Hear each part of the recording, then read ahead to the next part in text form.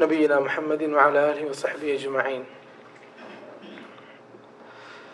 அல்லாஹ்வின் நல்லடியார்களே, இஸ்லாமிய பொருளாதாரம் என்ற வாராந்த வகுப்பு தொடரிலே இன்றும் இஸ்லாமிய பொருளாதாரத்திலே ஒரு பொருளாதாரத்துடன் ஒரு முஸ்லிமுடைய தொடர்பு எவ்வாறு இருக்க வேண்டும், பொருளாதாரம் ஒரு முஸ்லிமுடைய கண்ணோட்டத்தில் எந்த அடிப்படையில் இருக்க வேண்டும் என்ற அடிப்படையான சில அம்சங்களை இன்று பார்க்க இருக்கின்றோம். அல்லாஹ்வின் நல்லடியார்களே, அல்லாஹு தஆலா மனிதனை இந்த உலகத்திலே படைத்து அவன் வாழ்வதற்கான அனைத்து வழிகளையும் இலகுபடுத்தி இருக்கின்றான். இந்த பூமியை இசைவானதாக அல்லாஹு தஆலா ஆக்கி இருக்கின்றான் என்று அல் குர்ஆனிலே கூறுகின்றான். ஹுவல்லதீ ஜஅல லக்குமுல் அர்த தலூலா, இந்த பூமியை இசைவானதாக உங்களுக்கு ஆக்கி இருக்கின்றோம். ஃபம்ஷூ ஃபீ மனாகிபிஹா வகுலூ மின் ரிஸ்கிஹா, நீங்கள் அதனுடைய அனைத்து பாகங்களுக்கும் சென்று நீங்கள் அல்லாஹ்வுடைய ரிஸ்கை தேடி பெற்று உண்ணுங்கள் என்று அல்லாஹ் தஆலா கூறுகின்றான்.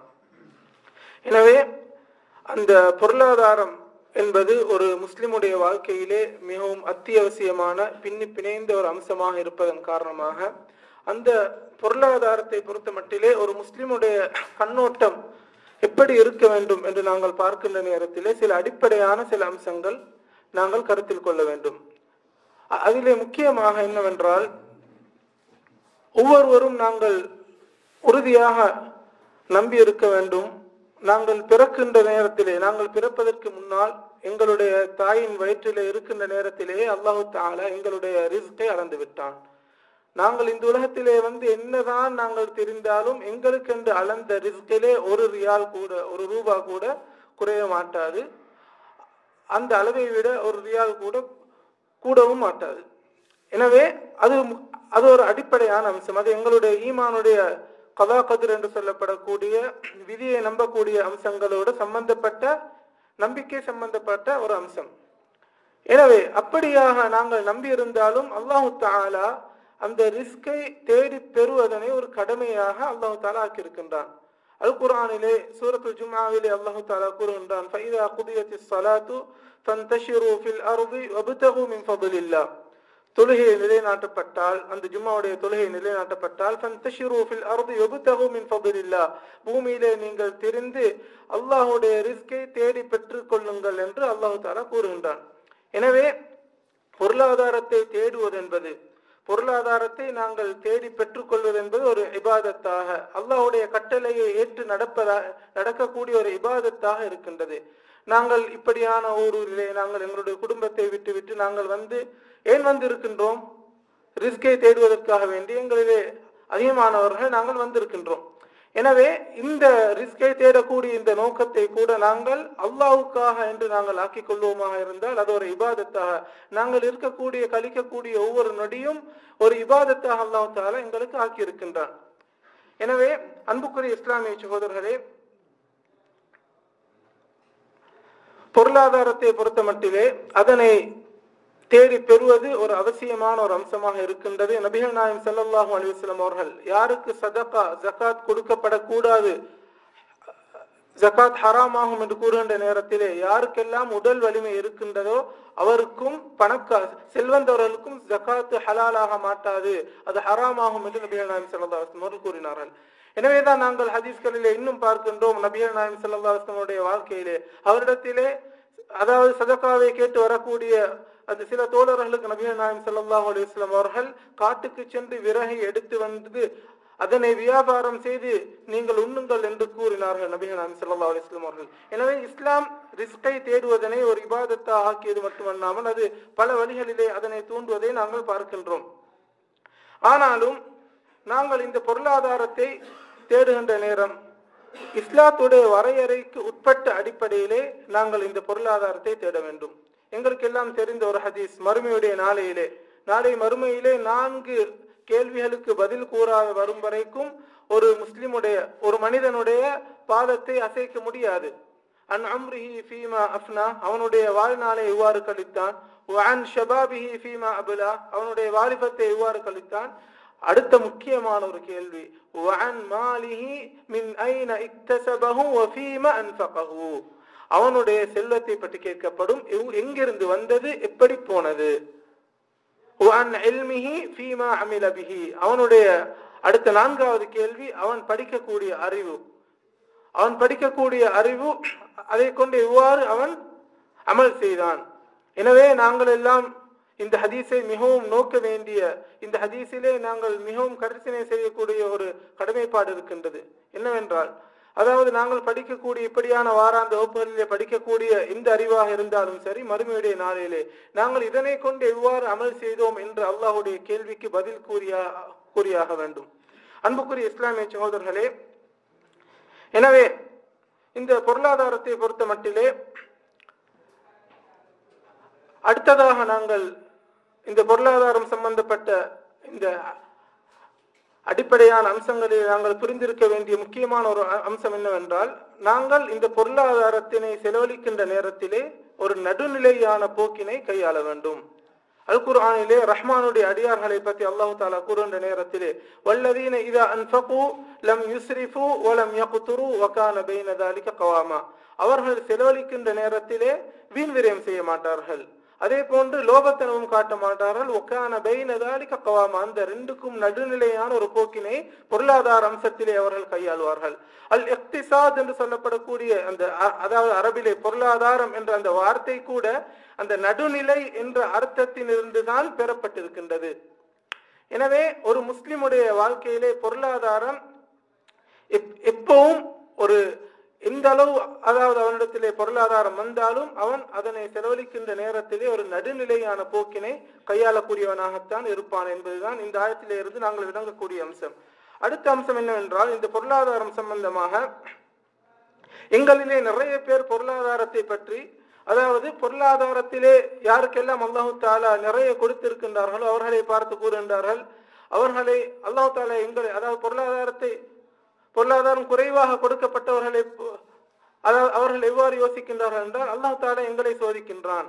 பொருளாதாரம் நிறைய கொடுக்கப்பட்டவர்களை பார்த்து கூறுகின்றார்கள், அவர்களுக்கு அல்லாஹு தாலா நிறைய கொடுத்திருக்கின்றான், எங்களை அல்லாஹு தாலா சோதிக்கின்றான். இது ஒரு தவறான ஒரு எண்ணமாக இருக்கின்றது.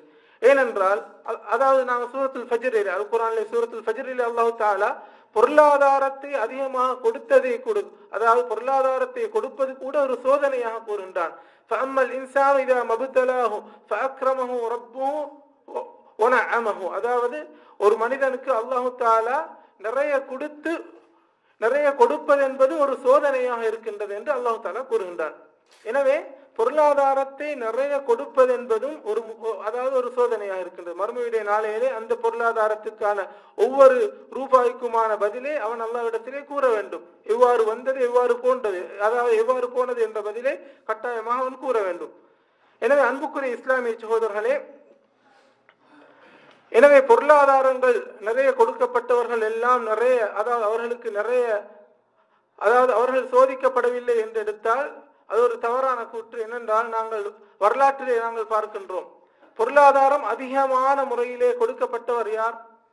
மூசா அலைஹிஸ்ஸலாத்தில், அதாவது மூசா அலைஹிஸ்ஸலாத்துடைய கூட்டத்தில் இருந்த ஒருத்தர் தெரியுமா? யாருக்கும் பேர் சொல்லணுமா? காரூன். இன்ன காரூன கான மின் கௌமி மூசா. அதாவது காரூன் என்றவர் மூசா அலைஹிஸ்ஸலாத்துடைய கூட்டத்தில் இருந்த அதாவது ஒருத்தர். وآتيناه من الكنوز ما إن مفاتحه لتنوء بالعصبة أولي القوة. அவனுக்கு அல்லாஹ் தஆலா, அதாவது அவனுக்கு கொடுக்கப்பட்ட பொருளாதாரத்தை போற்றியது போன்று, அதாவது இந்த புகழ்ந்தது போன்று வேறு யாரையும் அல்லாஹ் தஆலா கூறவில்லை. وآتيناه من الكنوز ما إن مفاتحه لتنوء بالعصبة أولي القوة. அவனுக்கு கொடுக்கப்பட்ட அந்த பொருளாதாரத்தை சேர்த்து வைத்திருக்கக்கூடிய அந்த திரைசேர் இருக்கின்றது தானே, அந்த ஹசானா, அந்த ஹசானாவுடைய திறப்பை சுமப்பது, அந்த திறப்புகளை தூக்குவதற்கு சுமப்பதற்கு பெரிய ஒரு கூட்டம் இருந்தார்கள். அப்ப எந்த அளவு பொருளாதாரம் அவனுக்கு வழங்கப்பட்டுச்சு. ஆனால் அவன் அந்த பொருளாதாரத்தை அல்லாஹ் கூறிய வழிவகை, அதாவது அல்லாஹ்வுடைய, அதாவது இஸ்லாம் கூறிய அந்த வழிவகையில் அவன் அதனை பார்க்கவில்லை, அதனை அவன் உதாசீனம் செய்தான். நல்லவர்கள் சென்று கூறினார்கள், இந்த பொருளாதாரத்தை வைத்து நீ பெருமை அடிக்காதே, இன்னல்லாஹ லா யுஹிப்புல் ஃபரிஹீன், அல்லாஹ் தஆலா பெருமை அடிப்பதனை விரும்ப மாட்டான் என்றெல்லாம் கூறினார்கள். வபுதகி ஃபீமா ஆதாக அல்லாஹு தாரல் ஆகிரா, உனக்கு அல்லாஹ் தஆலா தந்திருப்பதை வைத்து நீ உன்னுடைய மறுமை வீட்டுக்காக நீ, அதாவது தேடிக்கொள், உன்னுடைய மறுமை வீட்டுக்காக நீ சம்பாதித்துக் கொள் என்றெல்லாம் நல்லவர்கள், அதாவது இல்மை படித்தவர்கள் சென்ற இடத்தில் கூறினார்கள். ஆனாலும் அவன் அதனை உதாசீனம் செய்தான், அதனை அவன் ஏற்றுக்கொள்ளவில்லை. அவன் கூறினான், கால இன்னமா ஊதீதுஹு அலா இல்மின் இன்தி, இந்த பொருளாதாரம் எல்லாம் என்னுடைய திறமையினால் என்னுடைய அறிவினால் நான் சம்பாதித்துக் கொண்டது என்ற மமதையுடன் இருந்தான். அல்லாஹு தஆலா அவனை, அதாவது அவனுக்கு பின்னால் வரக்கூடிய சமூகத்துக்கு ஒரு படிப்பினையாக, அதாவது ஒரு படிப்பினையாக ஆக்கியதனை நாங்கள் பார்க்கின்றோம். அல் குர்ஆனில் அல்லாஹ் தஆலா தொடர்ந்து கூறுகின்ற நேரத்தில் ஃபஹஸஃப்னா பிஹி வபிதாரில் அர்த், அவன் இருந்த அந்த இடத்தையும் அவனுடைய பொருளாதாரத்தையும் அவனையும் அவன் இருந்த அந்த பொருளாதாரம் இருந்த அந்த இடத்தையும் நாங்கள் பூமியை விழுங்கச் செய்தோம். எனவே அவன் அதாவது அந்த பொருளாதாரத்துடனே அன்றே சொல்லி வாங்கப்பட்டான். அன்புக்குரிய இஸ்லாமிய சகோதரர்களே, எனவே ஒரு முஸ்லிமுடைய வாழ்க்கையிலே பொருளாதாரம் வர முடியும், எந்த அளவும் அவன் பொருளாதாரத்தை ஈட்ட முடியும். ஆனால் ஒரு முக்கியமான அடிப்படை, அவரிடத்திலே அந்த பொருளாதாரத்தின் மூலம் பெருமை வரக்கூடாது. இன்று நாங்கள், அதாவது எங்களுடைய சமூகத்திலே நிறைய பேரை பார்க்கின்றோம், அவரிடத்திலே பொருளாதாரம் வந்துவிட்டது என்றால் ஏதோ பொருளாதாரத்துடனே அவர்கள் பிறந்து விட்டார்கள் என்பது போன்றும், அதாவது அவருடைய வாழ்க்கையிலே, அதாவது அவருடைய வாழ்க்கை முறையிலே அவர்கள் மாற்றிக்கொள்கின்றார்கள். அந்த வாழ்க்கை முறையிலே அங்கே ஆடம்பரம் காணப்படுகின்றது, அவருடைய நடத்தையிலே திமிர் காணப்படுகின்றது. அன்புக்குரிய இஸ்லாமிய சகோதரர்களே, பொருளாதாரத்தை ஒரு மனிதன் ஈட்டுவதற்கான அனுமதியை, பூர்ணமான அனுமதியை இஸ்லாம் வழங்கியிருந்தாலும் அந்த பொருளாதாரத்தின் மூலம் பெருமைப்படக்கூடிய, அதாவது பெருமைப்பட முடியாது. ஒரு முஸ்லிம் ஒருபோதும் பொருளாதாரத்தின் மூலமாக, அவனுக்கு இருக்கக்கூடிய செல்வத்தின் மூலமாக பெருமைப்பட முடியாது. அதாவது அன்புக்குரிய இஸ்லாமிய சகோதரர்களே,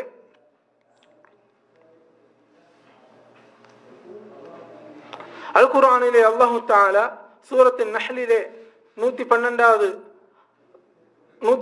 வசனத்திலே அல்லாஹு தஆலா கூறுகின்ற நேரத்தில் ஒரு கிராமத்தை உதாரணமாக கூறுகின்றார். வதரபல்லாஹு மஸலன் கரியத்தன் கானத் ஆமினத்தன் முத்மஇன்னா, அதாவது ஒரு கிராமத்தை அல்லாஹு தஆலா உதாரணமாக கூறுகின்றான். அந்த கிராமம் கானத் ஆமினத்தன் முத்மஇன்னா, அமைதியானதாகவும் பாதுகாப்பானதாகவும் இருந்தது. யஅதீஹா ரிஸ்குஹா ரகதம் மின் குல்லி மகான், அந்த கிராமத்துக்கு, அதாவது எல்லா புறத்திலே இருந்தும் அல்லாஹ்வுடைய ரிஸ்க் வந்து கொண்டே இருந்தது. ஆனாலும் ஃபகஃபரத் பிஅன்அமில்லா, அல்லாஹ் கொடுத்த அந்த ரிஸ்கை அவர்கள் நிராகரித்தார்கள். فأذاقها الله لباس الجوع والخوف بما كانوا يصنعون, அவர்கள் செய்த அந்த கெட்ட காரியத்தின் காரணமாக அல்லாஹ் தஆலா பசியை கொண்டும் பயத்தை கொண்டும் அவர்களை தண்டித்தான் என்று அல்லாஹ் தஆலா கூறுகின்றான். எனவே ஒரு முஸ்லிமுடைய வாழ்க்கையிலே பொருளாதாரம் தேடுவதனை இஸ்லாம் அனுமதிக்கின்றது, ஊக்குவிக்கின்றது. இஸ்லாமிய வரலாற்றிலே நாங்கள் பார்க்கின்றோம், பொருளாதாரத்திலே உஸ்மான் ரலியல்லாஹு அன்ஹு அவர்கள் போன்ற சஹாபாக்கள், அதாவது அப்துர் ரஹ்மான் இப்னு அவுஃப் ரலியல்லாஹு அன்ஹு போன்றவர்கள் பொருளாதாரத்திலே கொடிகட்டி போனவர்கள். ஆனாலும் அவர்களுடைய பொருளாதாரம் அவர்களுக்கு கீழால் தான் இருந்தது.